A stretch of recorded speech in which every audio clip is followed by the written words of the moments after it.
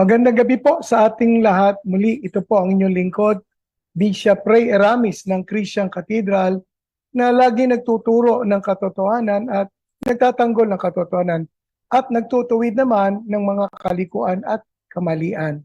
Ngayong gabi, pag-uusapan po natin ang mahalagang bagay sapagkat sa darating pong Biyernes ay meron tayong tinatawag na All Saints Day. O sa Tagalog ay Katagalogan ay tinatawag na Pista ng Mga Patay.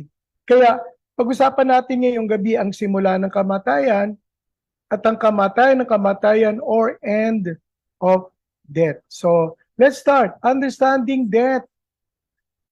Tanong ko muna ay ilan po sa atin dito ang nagpaplanong mamatay? Naniniwala po ako na walang tao na gustong mamatay. Ito nga ang dahilan kaya't marami mga scientists, mga doktor, ang nagsasaliksik upang ang tao ay maging immortal. Gayunman, ayaw man ng tao na siya ay mamatay, pero may mga ilang pagkakataon na mga tao ay naghahanda para sa kanilang kamatayan. Hindi dahil sa gusto nilang mamatay para naman hindi naman problema yung kanilang mga mahal sa buhay na iiwanan. Bakit ang tao ayaw mamatay? Sapagkat tayo po ay nagka-design para mabuhay magpakailan-kailanman.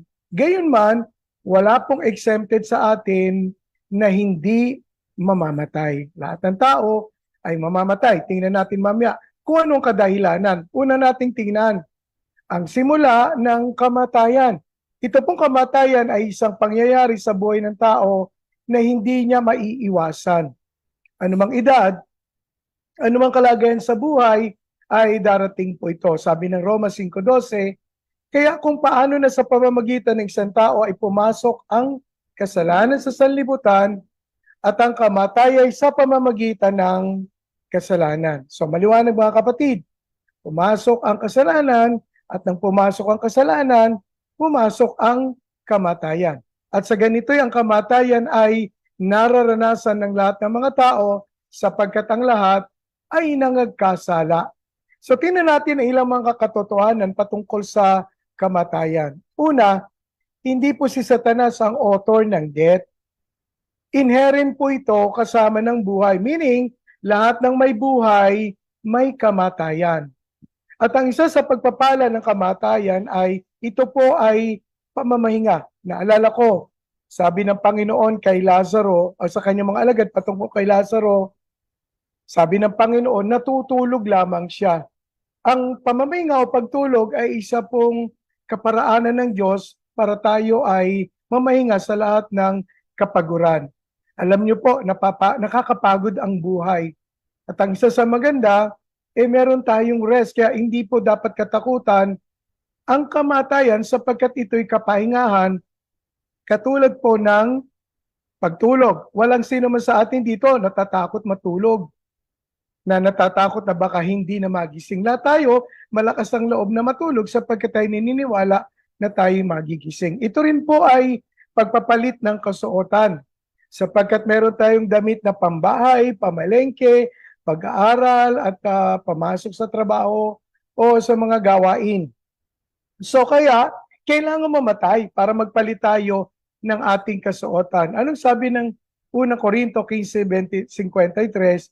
Sapagkat kinakailangan na itong may kasiraan ay magbihis ng walang kasiraan. Now, Apostle Paul is talking about the physical body. At ito'y may kamatayan ay magbibihis ng walang kamatayan. In other words, ito raw pong ating katawang namamatay, kailangan dumating ang pagkakataong hindi siya mamatay. Sapagkat sabi ng Word of God, flesh and blood shall not inherit the kingdom of God. At tayo po ay flesh and blood, kaya kinakailangan pong mamatay para tayo makapasok sa kaharian ng ating Diyos.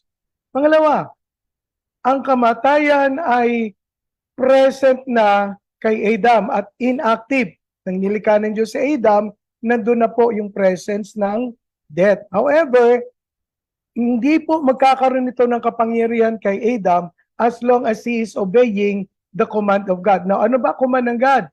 Genesis 2:16-17. At inuutos ng Panginoong Diyos sa lalaki na sinabi, sa lahat ng punong kahoy, sa halamanan ay makakakain ka ng may kalayaan. Datapwat sa kahoy, ng pagkakilala ng mabuti at masama ay huwag kang kakain sapagkat sa araw na ikaw ay kumain, niyaon ay walang pagsalang mamamatay ka. So nagbigay ng warning ang Panginoon kay Adam na kapag siya sumaway sa command, anong command?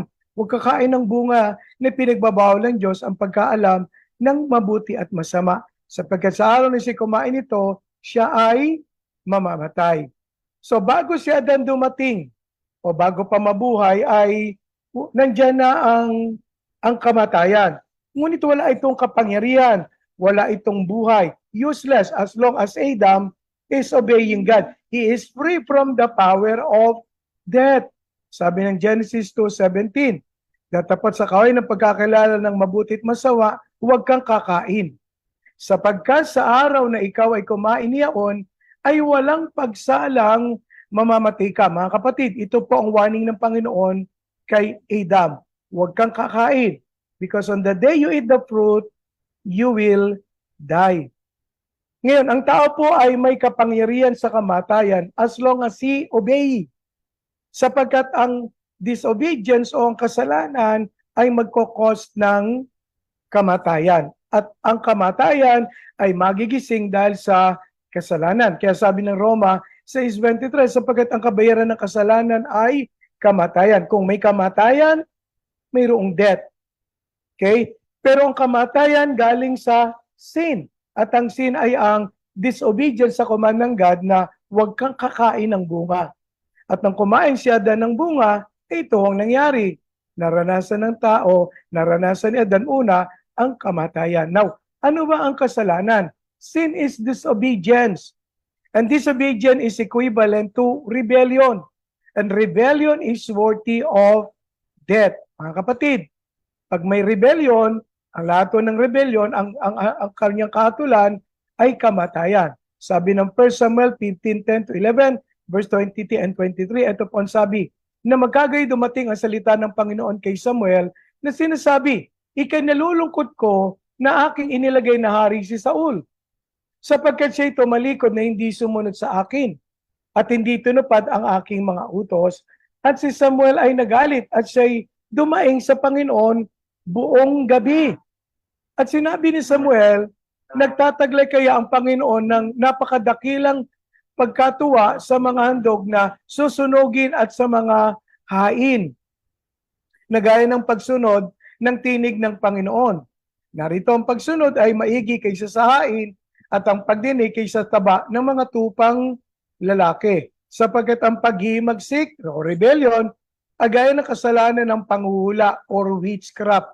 Ang katigasan ng ulo ay gaya ng pagsamba sa mga Diyos-Diyosan at sa mga terap, ibig sabihin sa mga ribulto. Sapagkat dahil sa inyong itinakwil ang salita ng Panginoon, ay kanya namang tinatakwil ka upang huwag ka nang maging hari. Ito ang paalala ni Prophet Samuel kay Haring Saul.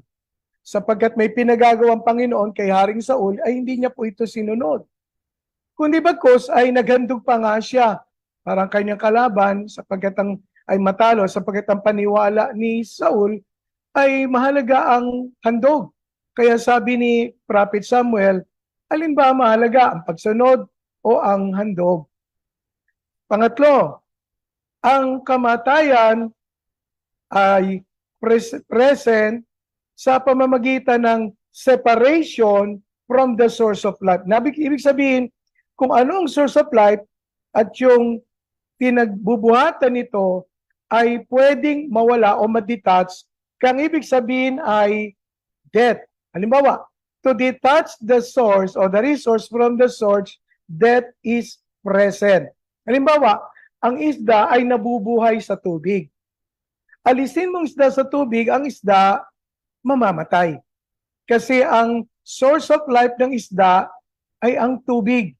Kaya the moment na ma-detach ang resource sa source, ay magkakaroon ng presenting kamatayan. Itong dahilan kung bakit si Adan at ang Diyos ay nagpe-fellowship araw-araw.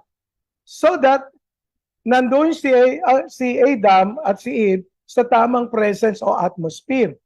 At ang atmosphere ay walang iba kundi ang buhay niya ay nasa Diyos. Dahil ang right atmosphere ng tao ay ang presence ng God. So as long as Adam is connected to God, who is the source of life, Adam is deathless. So walang kamatay si Adan. Hanggat siya po ay nakakonect doon sa kanyang source of life. Sino yun? Ang Panginoong Diyos. Now, after ni Adan ay bumagsak sa kasalanan, pinalayas po siya sa Garden of Eden. Si Adan at si Eva ay dapat nakatira sa Garden of Eden.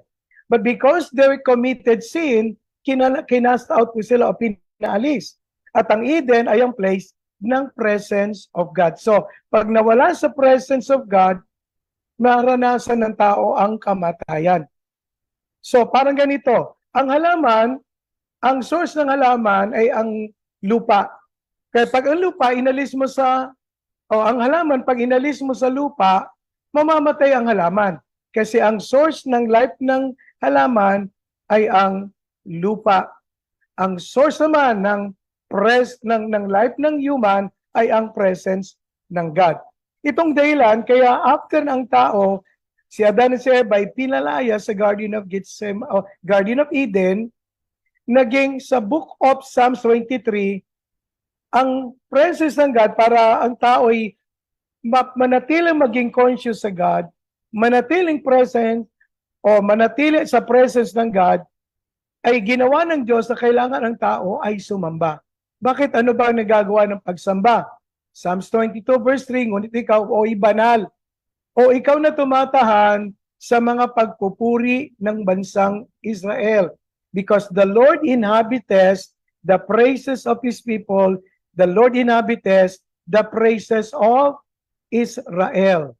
Pangapat, ang kapangyarihan ng kamatayan ay nasa kamay ng tao. So ang tao magdidikta kung siya'y mamamatay o hindi.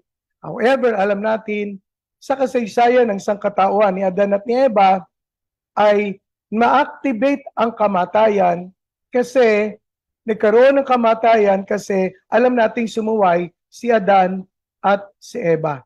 So ang cause ng death ay kasalanan. At ang power ng death ay nasa kasalanan. At dahil dito, sabi ng 1 Corinthians 15:56, ang tibo ng kamatayan ay ang kasalanan. At ang kapangyarihan ng kasalanan ay ang kautusan. So alam natin ang utos na sinabi ng Panginoon kay Adan at kay Eva, o lalo na kay Adan, huwag kakain.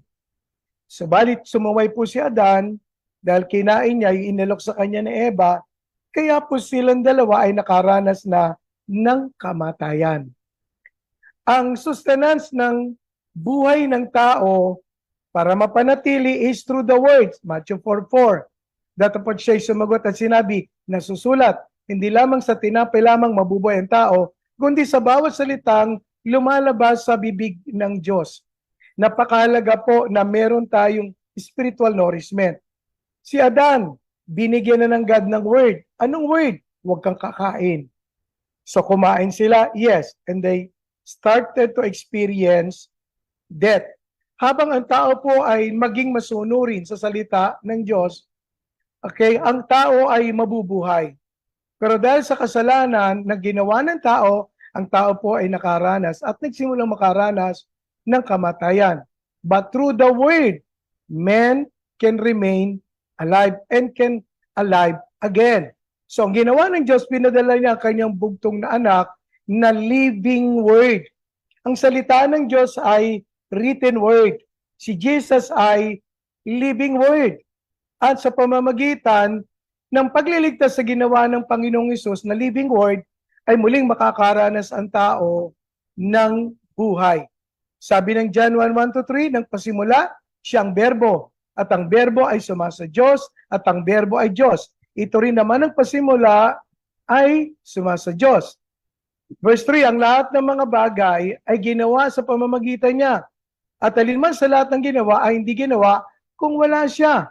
Verse 14, alam na po natin sa ating mga pag-aaral, at ang salita ay naging laman o naging tao. At sabi doon ng banal na kasulatan, sumama sa mga tao. So the word became flesh. Revelation 19:13, ano sabi rito? At siya'y nararamtan ng damit na winisikan ng dugo. At ang kanyang pangalan ay tinatawag na ang berbo ng Diyos. Mga kapatid, Mabubuhay na muli ang tao sa pamamagitan ng word. Anong word? Ng word of God. Kaya pinadala ng Diyos ang living word. At yung living word na yon ang namatay para sa ating lahat so that we might again made alive. Ngayon, pag-usapan naman natin ang katapusan o ang kamatayan ng kamatayan. Nagsisimula ang buhay, yung panibagong buhay, kapag ang kamatayan ay namatay. Kaya lang ang tanong, sino makapipigil sa kamatayan? Sapagkat ang kamatayan ay makapangyarihan. So sino ang may kapangyarihan para patayin ang kamatayan? So that is so very, very powerful na walang scientist at walang doktor hanggang ngayon na pwede pong makapigil sa kamatayan. Kaya lahat ng tao ay nagkasala, lahat ay mamamatay. Kaya kahit anong pagsusumakit ng mga doktor at ng mga scientist, ang lahat po ay mamamatay. Naalala ko isang doktor na nung siya po'y magkasakit, sabi niya sa kanyang kapwa-doktor, sabi niya, Dok, buhayin mo lang ako. Ibibigay ko sa iyo ang malaking bahagi ng aking kayamanan. Ngunit alam niyo po, doktor na siya, namatay po siya. Bakit? Sapagkat kahit ikaw man ay doktor, ikaw man ay scientist, dahil taglay-taglay mo ang tinatawag nating sinful nature. Kaya sigurado ikaw ay mamamatay. Meron po tayong lahat ng sinful nature. Kaya po lahat tayo ay mamamatay. Kaya sabi nga po dito, lahat ng scientist, lahat ng doktor na namatay sapagkat ang banal na kasulatan ay nagsabing ang kabayaran ng kasalanan, meaning the result of sin is death. So to kill death is to understand what death means. So para ating mapatay ang kamatayan, kailangan naunawaan natin ang ibig sabihin ng kamatayan. Halimbawa, sa halaman, ang ibig sabihin ng kamatayan ay yung patayin mo ang halaman bago mag-produce ng flowers, bago magkaroon ito ng bunga. And so you could kill and the plants dahil nga po sa pati mga puno, dahil sa hindi pa man siya namumunga, pinatay mo na. Sa mga hayop naman, death means extinction. Extinction means nawala, naglaho, o nawala ng natira kahit isa. Sa tao naman, ang ibig sabihin ng death ay separation. Ito po yung tatlong aspeto ng kamatayan. Sa tao, separation. Separation, pag namatay ka, sa iyong physical body because your soul and spirit will leave your body. Separation sa pamilya mo dahil iiwan mo na ang iyong pamilya at hindi ka na pwede mag-stay pa here on the planet Earth and you become alien. Kaya nga, ang ibig sabihin ng death sa human ay separation. Kaya itong ginawa ng God, when Adam and Eve committed sin, they had been separated to God and casted out in the Garden of Eden. They were separated in the presence of God. Una, separation ng Diyos sa tao, ang tawag doon ay spiritual death. So lahat ng taong sinisilang sa mundo, bagamat physically and solically alive, ay spiritually dead. Sapagkat ang unang namatay nang si Adan at si Eva ay magkasala, ay ang kanyang pagkataong spiritual. But on the day you found the Lord, sabi nga natin, you got saved. The day you got born again. Ang nabubuhay ay yung espiritu mo. Nare-renew yung soul at nagkakaroon ng sanctification at ang iyong katawang physical na a-activate para gumawa ng kabanalan. So, ang ibig sabihin ng nito na unang aspeto ng kamatayan ng tao ay separation between God and man, ang tawag doon is spiritual death. Pangalawa, ito yung bunga ng spiritual death. Ang tao ay mamamatay physical. Kaya ang kanyang kaluluwa at ang kanyang katawan aalis sa kanyang katawang physical. At yung pangatlo ay yung separation ng kanyang kaluluwa sa presence ng God magpakailanman na tinatawag nating eternal death o yung tinatawag nating impyerno or Gehenna fire. Sapagkat siya ay separated spiritual, sa pag namatay siya physical, dahil wala siyang life from God, ang punta po niya ay ang eternal fire o yung tinatawag na Gehenna. This is forever separation to God.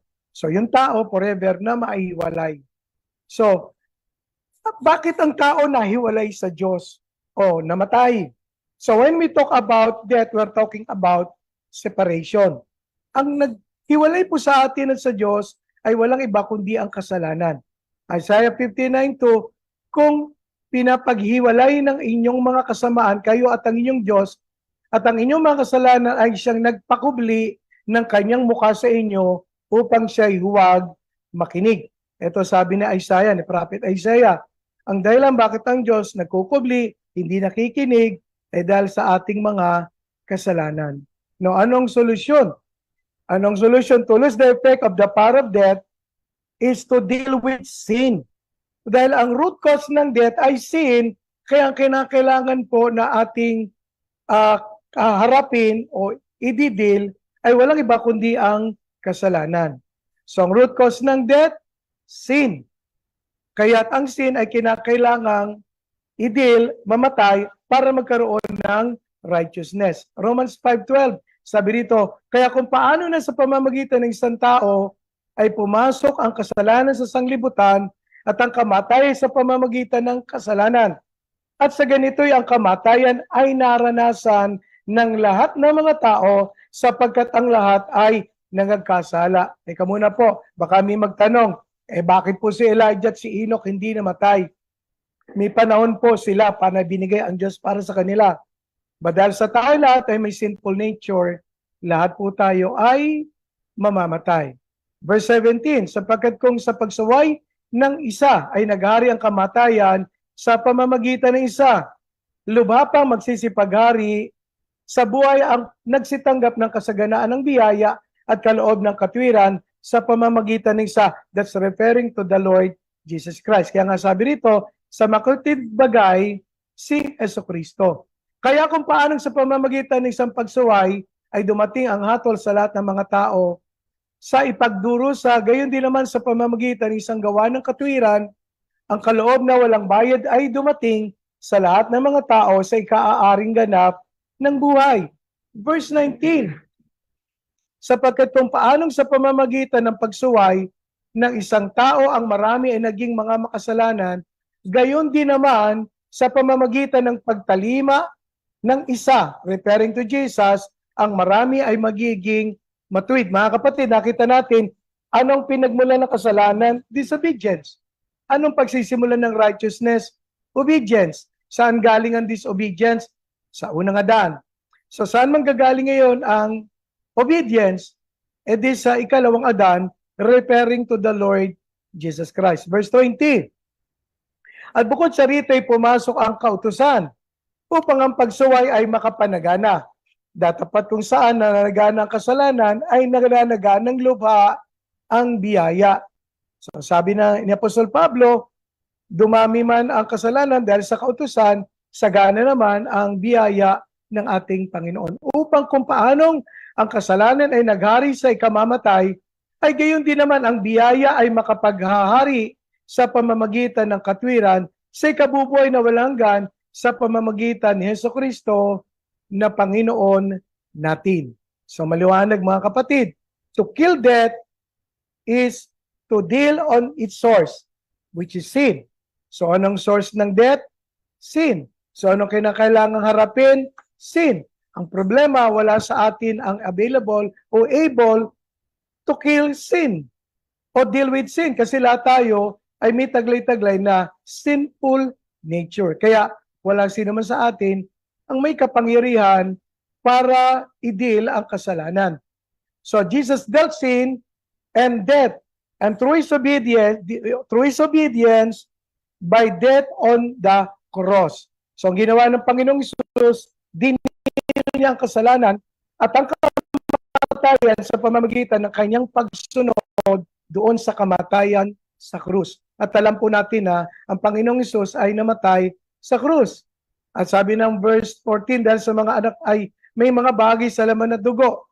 Siya na may gayon ding nakabahagi sa mga ito. Sapagkat si Jesus ay naging tao, ulitin po natin, Diyos na naging tao upang sa pamamagitan ng kanyang pagiging tao ay maidil niya ang kamatayan at malipol ng may paghahari sa makatuwid bagay. Ang may kapangyarihan sa paghahari sa kamatayan ay ang dyablo. At mailigtas silang lahat na dahil sa takot sa kamatayan ay nangasa ilalim ng pagkaalipin sa buong buhay nila. Mga kapatid, lahat ng tao wala namang nangarap na mamatay. Dahil walang exempted, lahat tayo ay mamamatay. Sa pagkatunay na hindi niya tinutulungan ang mga anghel, kundi tinutulungan niya ang bininang ni Abraham. Ibig sabihin, ang lahi una ni Abraham, pangalawa ang mga hentil. Kaya't nararapat sa kanya na lahat ng bagay sa kanya ay bagay ay matulad sa kanyang mga kapatid upang maging isang dakilang saserdoting maawain at tapat sa mga bagay na nauukol sa Diyos upang gumawa ng pagpapalubag loob patungkol sa kasalanan ng bayan. Mga kapatid, ito po ang ginawa ng ating Panginoong Hesus. Kailangan kasi pag-offer ng blood, kaya ang ino-offer na ng Panginoong Hesus ay ang kanyang dugo. Ang perfect blood upang tayo po'y matubos sa ating mga kasalanan. So God used death, the death of His Son, to kill death. So ang solusyon is to kill death, and in order to kill death, is God used the death of His Son, the Lord Jesus Christ. Disobedience resulted to death, and the way to activate life is by obedience. At itong obedience na to ay walang iba kundi ang obedience ng ating Panginoong Hesus doon sa kamatayan niya sa krus ng Kalbaryo. Kaya sabi ng Matthew 26:36-39, na magkagay dumating si Jesus na kasama sila sa isang dako na tinatawag na Getsemani.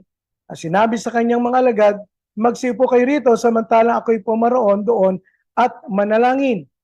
At kanyang sinama si Pedro at ang dalawang anak ni Zebedeo at nagpasimula siyang namanglaw at ng lumong totoo. Na magkagay sinabi niya sa kanila na mamanglaw na luba ang kaluluwa ko hanggang sa kamatayan. Mga tira kayo rito at makipagpuyat kayo sa akin. At lumakad siya sa dako paroon. At siya nagpatira pa at nanalangin na nagsasabi, Ama ko, kung baga maaari ay lumampas sa akin ang sarong ito. Now, ano po yung sarong ito? Ito yung kamatayan na kanyang dadanasin sa kinabukasan, walang iba kundi ang kamatayan sa krus. Sabi niya, lumagpas ang sarong ito. Gayon may, huwag ang ayon sa ibig ko, kundi ang ayon sa ibig mo. Mga kapatid, pagkat mararanasan ng Panginoon ang mahiwalay sa presence ng God, sapagkat ang presence ng God ay hindi pwedeng mag-stay sa buhay na may kasalanan. Kaya nga si Adan at si Eva ay pinaalis sa Garden of Eden. And the Lord will going to experience it. First time in the history of the Godhead na ang anak will be separated to the Father. Kaya nag-cry out siya, my God, why hast thou forsaken me? At yun, nung gabing yun, ng Huwebes Santo, ang ating Panginoong Hesus ay nagkakaroon ng pagtatalo. Sabi niya, pwede bang lumagpas? Gayunman, hindi ang kalooban ko, kundi ang kalooban mo. So, ito po yung ating Panginoong nag-in-accomplish niya. Ang ating Panginoon ay sa Kanya nakasalalay ang ating pananampalataya. Hindi po sa Kanyang aral. Bagamat mahalaga po ang aral, pero makikita natin ang ating pananampalataya nakarely sa ating Panginoong Jesucristo. Sapagkat sabi rito, una po, si Jesus ay hindi po religious person. Kaya nga sabi na Romans 10:10, kung ipapayag mo na si Jesus ay Panginoon at mananampalataya ka na siya binuhay ng Diyos ng ikatlong araw, ikaw ay maliligtas. Nasa nakaligtasan? Nasa person po ng ating Panginoong Jesucristo. Wala po sa religious leaders or founders. Okay? Kasi si Jesus, hindi naman po siya religious person. He is more than religious man. Parang ganito, ang pananampalataya natin naka-founded or nakatayo sa pananampalataya sa person ni Jesus. Kasi sabi ng Panginoon Jesus, come and follow me. Hindi sinabing come and follow my teachings. Come and follow me and follow my religion. No. Sabi ni Jesus, come and follow me. At yung me po doon ay walang iba, kundi ang person ng ating Panginoong Jesucristo. Ang sentro ng ating pong pananampalataya ay ang ating Panginoong Jesucristo. Okay. So, ang epekto ng ating pananampalataya, saan? Nakasentro ang pananampalataya sa kanyang pagiging tao, sa kanyang pamumuhay, sa kanyang kamatayan, sa kanyang muling pagkabuhay, sa kanyang pag-akyat sa langit, at sa kanyang muling pagbabalik. Ngayon, hindi ko po sinasabing hindi mahalaga ang kanyang aral. Pero pagdating po sa kaligtasan, nakasentro po ang ating pananampalataya sa persona ng ating Panginoong Hesus. Kaya sabi, I am the way, the truth, and the life. And no one can come to the Father except through me. Sabi ng Panginoon, ang kumakain ng aking katawan at umiinom ng aking dugo, may buhay na walang hanggan. Now, this is not literal. Bagamat sinabi ito ng Panginoon sa John 6:35, verse 40, verse 47, 51, 54, and 58, na sinabi sa kanila ng Panginoon Hesus, akong tinapay ng kabuhayan. Ang lumalapit sa akin ay hindi magugutom, at ang sumasampalataya sa akin, kailanman hindi mauuhaw. Sapagkat ito, ang kalooban ng aking Ama ng bawat nakakakita sa anak at sa kanya'y sumampalataya ay magkaroon ng buhay na walang hanggan at akin siyang ibabangon sa huling araw. So mga kapatid, ang ating pong sentro ng pananampalataya ay walang iba po kundi ang ating Panginoong Jesucristo. At ito ang tinapay na bumababa galing sa langit, referring to Himself. Gaya ng mga magulang na nagsikain at nangamatay.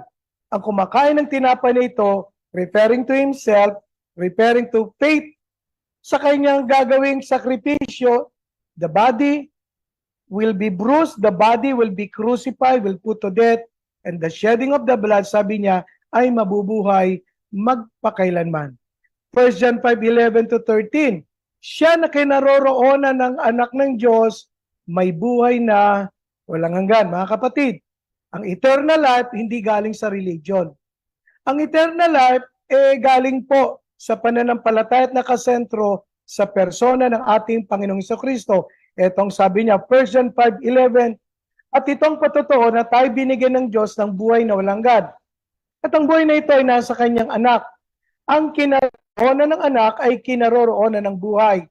Ang hindi kinaroroonan ng anak ng Diyos ay hindi kinaroroonan ng buhay. Ang mga bagay nito ay sinusulat ko sa inyo upang inyong maalaman na kayo'y mayroong buhay na walang hanggan sa makatawid ay sa inyong pananampalataya sa pangalan ng anak ng Diyos. Walang iba po kundi ang ating Panginoong Jesucristo. Kaya nga, John 3:16, ang nananampalataya hindi sa kanyang aral, kundi sa Panginoong Hesus, may buhay na walang hanggan. Sapagkat gayon na lamang ang pagsinta ng Diyos sa sanlibutan na ibinigay niya ang kanyang bugtong na anak upang ang sinuman na sa kanya'y sumampalataya. Hindi binanggit po doon na umanib o sumapi sa kanyang reliyon o kaya ang makinig ng kanyang aral. Hindi. Ang sabi po doon, ang sumampalataya sa bugtong na anak ng Diyos, may buhay na walang hanggan. Hindi na po siya papasok sa kaparusahan sapagkat siya ay mayroon ng buhay na walang hanggan. Wala po ibang leader na ang kamatayan ay nag-deal sa kasalanan. Wala. Ang ating Panginoong Hesus lamang po ang namatay para sa kanyang mga alagad. Sabi niya, I lay down my life and I took it again. Dahil dito, sinisinta ko na Ama sapagkat ibinibigay ko ang aking buhay upang kunin kong muli. That's referring ng ating Panginoong Hesus, my power over His life. So sabi niya, pwede kong ibigay, pwede kong kuhanin. Si Jesus ay hindi po pinatay ng mga Roman soldiers, kundi siya po ay binigay sa kamay ng mga kawal Romano. He was not killed by the Roman soldiers. God used crucifixion for Him to die. So, ipinako siya kasi kung hindi siya ipapako, hindi siya mamamatay. Pero hindi po siya pinatay ng mga kawal Romano. Bakit?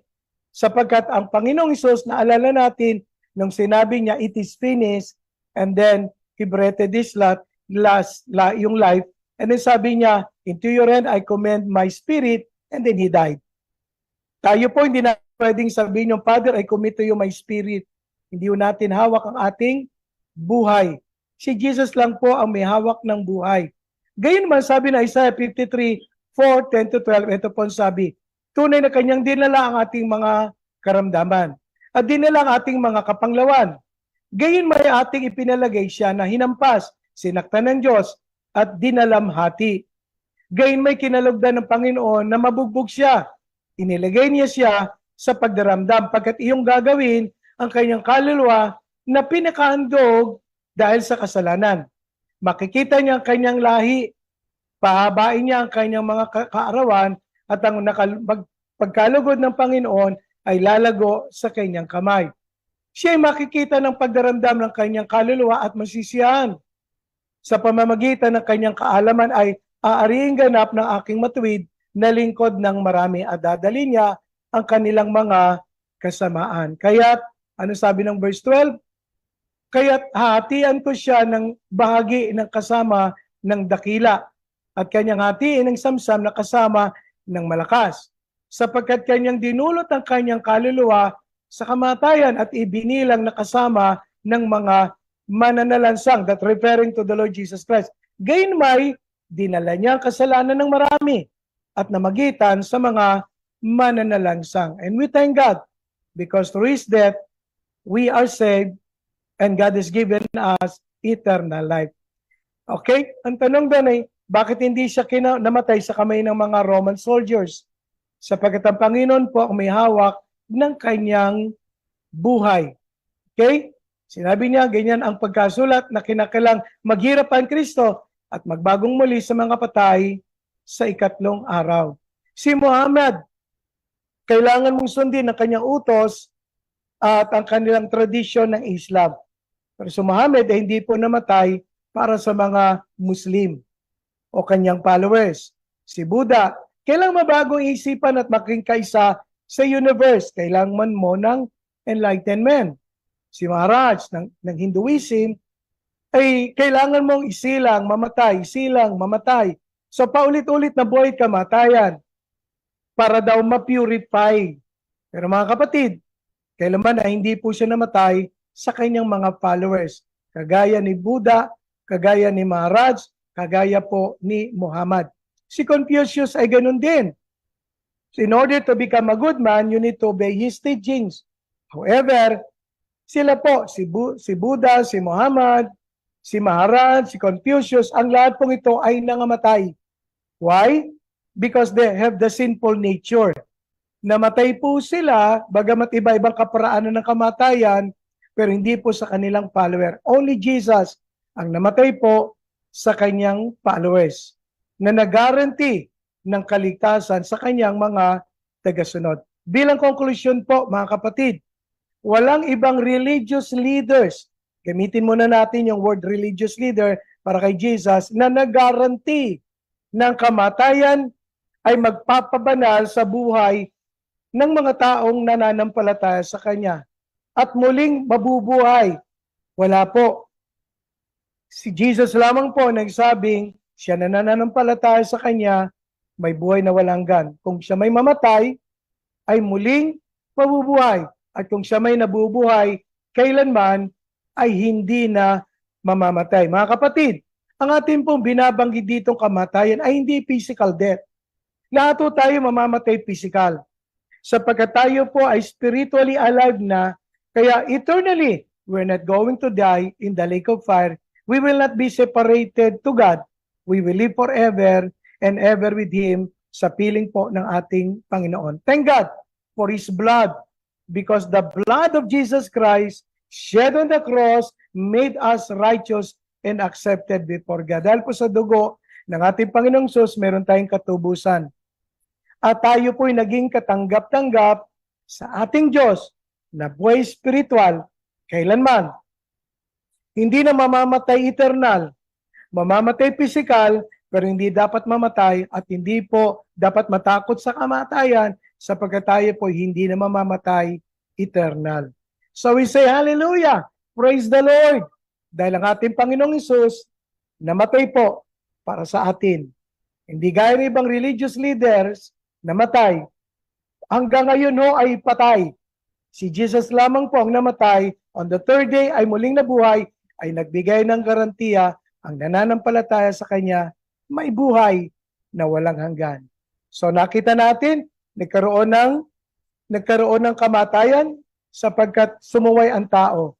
Nagkaroon ng muling pagkabuhay ang tao mula sa kamatayang spiritual sa pagsunod at obedience ng ating Panginoong Jesucristo. Kaya't ang sino mang pinananahan ng anak ng Diyos, may buhay na walang hanggan. At ang sino mang pinananahanan, kailanman, hindi na mamamatay. Mga kapatid, mga magulang, ito po ang ibig sabihin ng salitang kamatayan. Baka tanungin niyo ko, masama bang pumunta sa sementeryo para dalawin yung mahal sa buhay? Hindi po. Kasi mga alagad ng Panginoon, nang siya po ay namatay, kinalingguhan, ay pinuntahan po ang kanyang labi. Hindi po kailangan na All Saints Day muna bago ka pumunta. Basta't mahal po natin ang isang tao, pwede po nating puntahan or dalawin. Mga kapatid, magandang gabi po sa ating lahat. Pagpalain po tayo ng ating Panginoong Diyos.